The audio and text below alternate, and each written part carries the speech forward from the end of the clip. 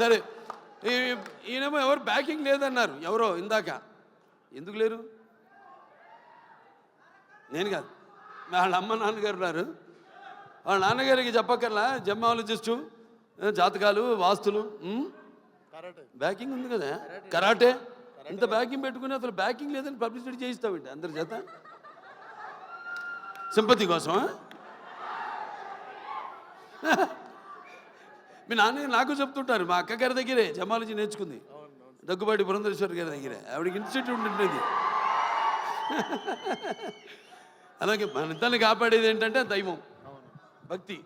అవునవునేంటి, పొద్దున్నే లేచి పూజ చేస్తా? నేను 1.5-2 గంటలు చేస్తా పూజ, 3ంటికి లేచి.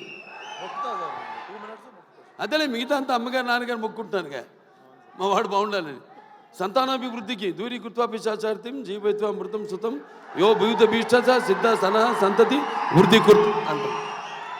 మావాడు ఉన్నాడు మోక్షు, వాడు రావాలి రేపు ఇండస్ట్రీకి. మోక్షకి వాడు మిమ్మల్ని అందరినీ ఇన్స్పిరేషన్ తీసుకోవాలి. నేను అంటా, నన్ను తీసుకోవద్దు ఎప్పుడు అంటాను. మీరు చాలామంది బాధపడచ్చు అభిమానులు, నన్ను ఎప్పుడు తీసుకోవద్దు. మీ తాతనే మీకు అన్ని ఎవ్వరు అక్కర్లా, నీకు కుర్రాళ్ళు తీసుకో, శిక్షణ తీసుకో, లేకపోతే ఒక మా గ్యాంగ్స్ ఉన్నారుగా, మీకు గ్యాంగ్ గోదావరి గ్యాంగ్ లాగా మన గ్యాంగ్ ఉంది కదా, అది వాళ్ళు మన గ్యాంగ్ లేలే.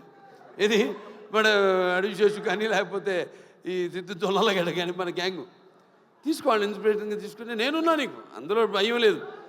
నేను 20 సంవత్సరాల ముందు ఆలోచిస్తుంటా, ఇప్పుడు మా నాన్నగారిలాగే.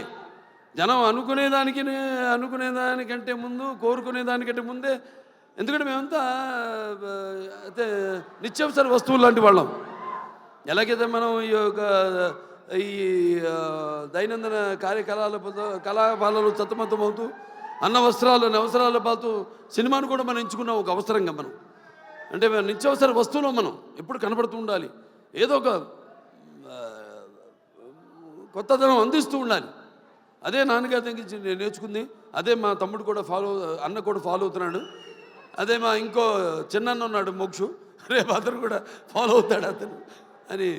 సో ఎవరైనా ఏదైనా మారుతున్న కాలానికి అనుగుణంగా మనం ఇవ్వాలి. అలాగే ఈ సినిమా ఇంకెవరు, ఆనందరాజు గారు మిమ్మల్ని ఏదో ఒక సూపర్ మ్యాన్గా రమ్మన్నా గెటప్లో, మీరేంటి ఇలా వచ్చారు? ఈ ప్రపంచంలో డ్రాయర్ పైన వేసుకునేది ప్యాంటు మీద ఒక సూపర్ మ్యాన్ ఒకడే.